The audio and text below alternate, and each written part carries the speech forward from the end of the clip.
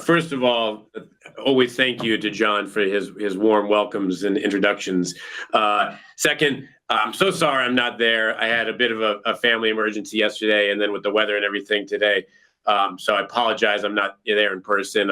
From what I understand, great turnout. I've been following on LinkedIn and Twitter, and great output and feedback and excitement and everything. It's awesome to see, and kudos to John and the team who are pulling all this together. So I assume everybody can see me, and I can't see you guys, so I'm kind of talking to a black screen right now. I apologize again for not being there. So I had slides and things like that. I think the easiest thing is just to kind of give you a quick overview and talk around what we're thinking about, what Google is thinking about right now. I was at the ARiA event, I guess it was about 6 to 9 months ago in New York. Right at that time, we were just kind of getting the announcement around AR Core going, which was really exciting. And kind of Tango also was a big focus and talking point for us. Still a focus around core technology and things like that. We have deprecated the brand and kind of moved focusing on AR Core as kind of the AR format for us. But obviously things that we've learned with Tango and stuff that we've done with that platform has influenced and fed into so much of the learnings and things that we're doing now for AR Core. And certainly things that we still see are going to be very important across the industry, into the near future. I think everybody understands the importance of depth when it comes to kind of proper AR tracking and your ability to kind of see and understand the space that's around you. Talking about that for a second and kind of where we're at right now, what's kind of so exciting, and where we were 9 months ago, where we were 12 months ago, right? So I'm just coming out of CES. I imagine a lot of people were there as well. And I kind of, we get to ask the question a lot around, where's Google's priorities? VR, AR, right? And I know this is a very AR-focused event, AR-focused community right now, but I spend a lot of my time focusing on virtual reality as much as augmented reality. I think people who know and we've talked to in the past know that kind of we're very focused in both areas. Daydream being virtual, the virtual reality efforts that we've got going on the mobile VR side, mobile phone side, as well as now standalone headsets, which we're really bullish about, really excited about. We just announced, or Lenovo just announced at CES, their headset that's going to be coming to market very soon. And the device is so great, and so what I shared at the past ARiA conference, what's so unique about that device is, of course, the dual cameras that are positioned on the front of the device, no wires, completely standalone. But the cameras are looking out and allowing you to map the space that you're in. This is using WorldSense technology, stuff that Google technology that we've trademarked, all based on things that we've learned with Tango. Obviously, your ability to kind of track and map the room that you're in to give you head tracking, 6-DoF head tracking in a VR headset, right? So very important, again, the learnings that we've made and applied on the VR side. But we're, aside from that, I don't want to talk too much on the VR side, but with these standalone headsets, we're super bullish right now because of the form factor, and kind of look at this as a next phase that's happening for VR across the board. This is with Oculus as well, with the Oculus Go, with this Lenovo headset, with other headsets that will come to market that will be mobile, wireless, and kind of that form factor that's going to get people in and out of VR very quickly. I look at all the barriers to entry in VR that have existed to date. The wires, the high-end stuff. All the expensive things on the high end. On the low end, a mobile device, it can also be, have a barrier to entry of being your mobile phone. What hasn't existed to date is a purposely built, purposely purchased standalone headset, and the ability again to pick that up, put that on, be in VR in 5 seconds. That's a big deal. That's a really big opportunity for consumers, and something that we're really, really excited about. Anyways, that's the VR side. So when people ask us, where are we focused? We're very 50-50 focused, VR, AR. They are as two very big priorities for us.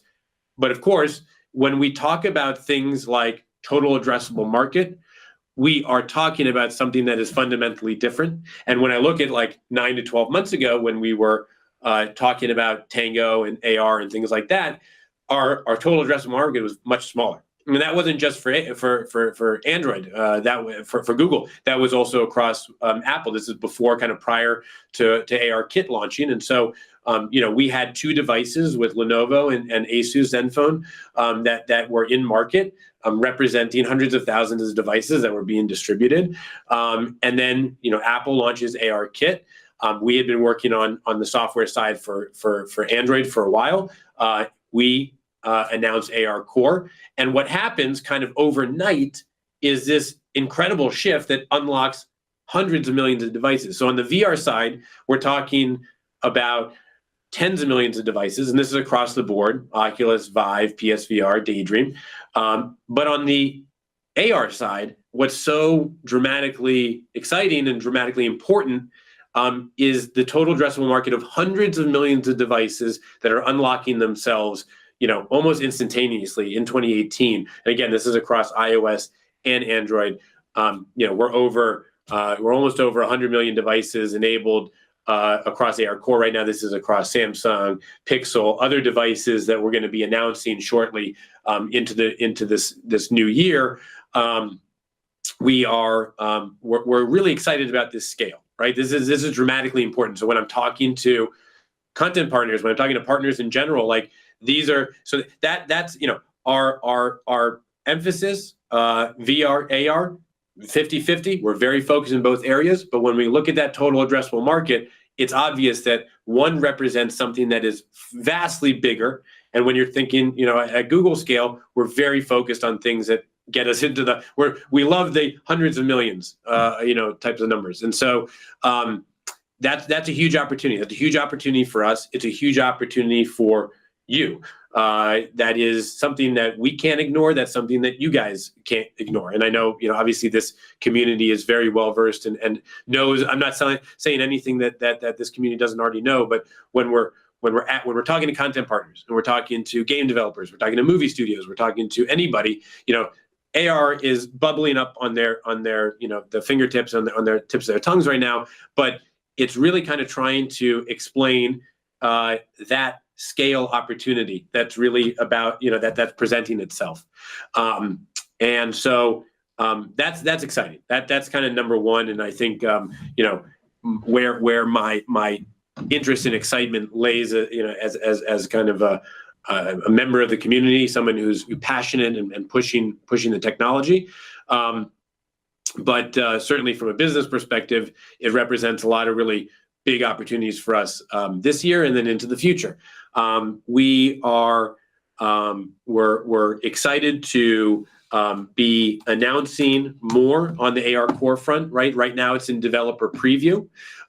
We've been sharing and working with a number of content developers, a number of content partners, getting ready and developing with AR Core. We're going to have a lot more to share very soon around kind of the launch plan. So when I look at where AR Core is right now, we've been purely in the development phase, and very soon we'll be in the consumer phase. And what that means is we will have consumers very soon will have the ability to go to the Play Store on their AR Core enabled device, go right into the Play Store, and right there will be a shelf that will say augmented reality. There'll be categories that say augmented reality. Users will be able to search and find augmented reality apps.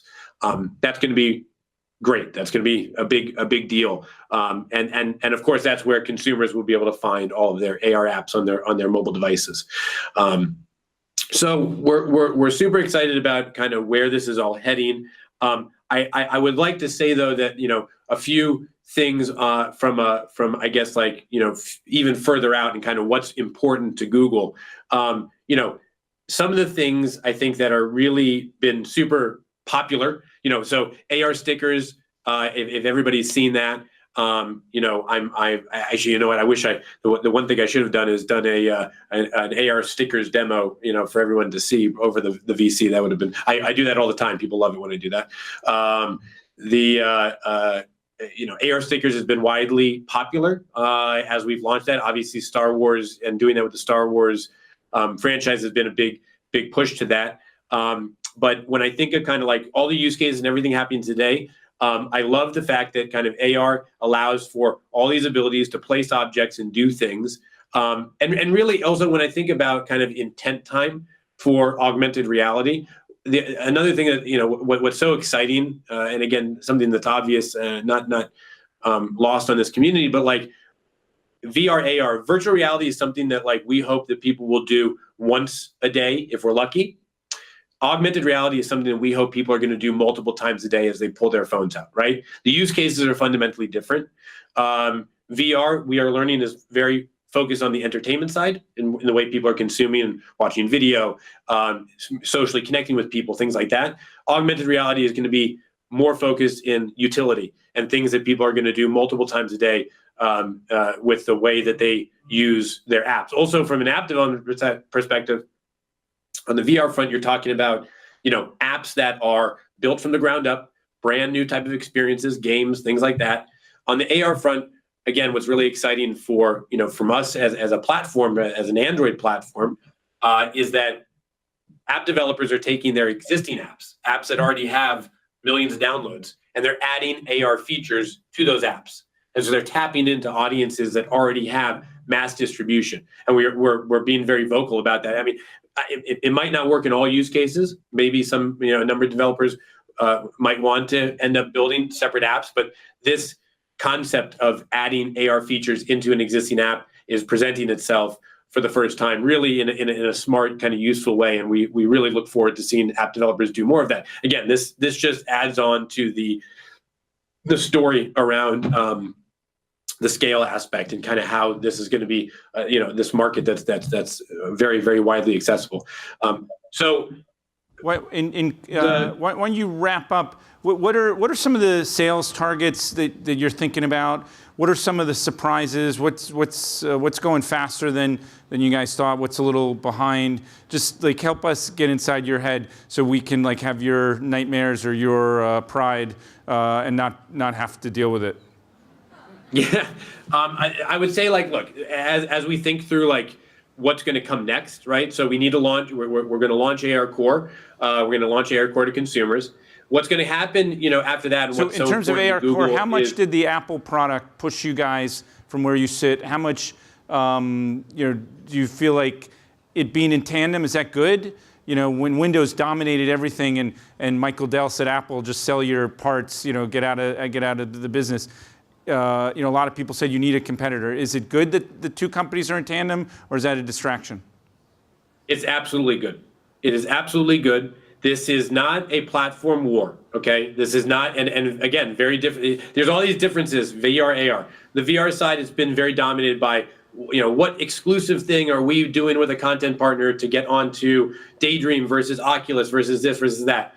Because of the fact that app developers will develop for their existing mobile apps, that feature should exist across an iOS and Android device. It's like Instagram. You shouldn't have to post a photo to Instagram so that it can only be viewed by people on their Android devices. It should be across an entire network of people. If I make an AR sticker, I want that to be accessible across everybody who's got an AR-enabled device. It is not, certainly because of, Apple has pushed this very hard. We've been very happy about the fact that they've pushed so hard with ARKit. It's been a smart move on their part. We did follow that, but we had always planned for that scale, right? We need that scale as much as they need that scale. So I look at this as definitely complementary.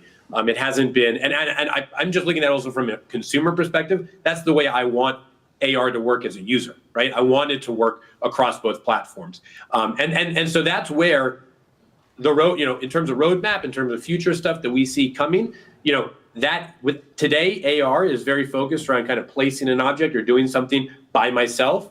I think the real unlocking potential of AR rests in two things. One is sharing, multiplayer, your ability to do things in AR with multiple people at the same time, looking, we're all sitting around a table looking at the same thing, or we see things that can interact with an object and somebody else looking at it can interact with it as well.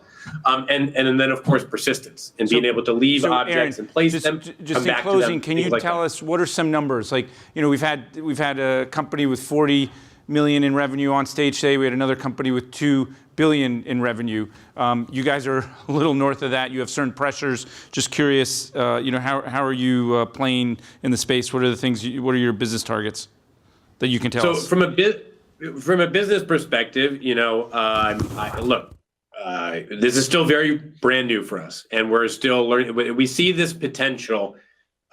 Look, the reason we're doing this is because it's the future of what we call immersive computing. It's not just an AR thing. It's not a VR thing. It's the way people are interacting with their devices going forward. They're talking to their devices using the Google Assistant. They're seeing things through their camera using something like Google Lens, which we announced at I/O. Having your camera have contextual information around you. When you think of the things that are core to Google, like search and maps, we announced VPS, indoor navigation.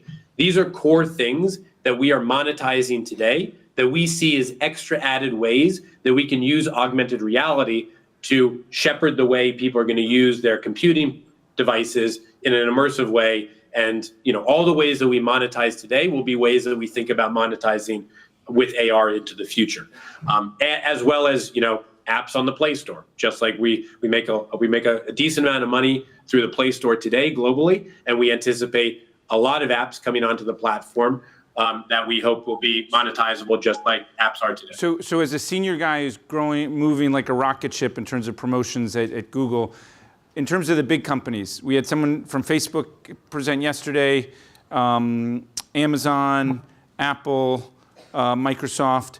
The way Facebook bought Oculus, it looked like they were betting on VR. What do you predict for the big, tech companies, the ones I just mentioned? What's going to be the balance between AR and VR 3 years from now?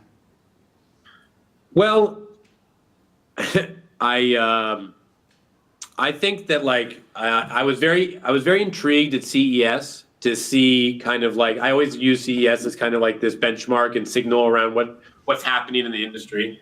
A lot of excitement or a lot of pushing around new optics, AR glasses, a lot of the things I'm sure you guys have been talking about. Look, there is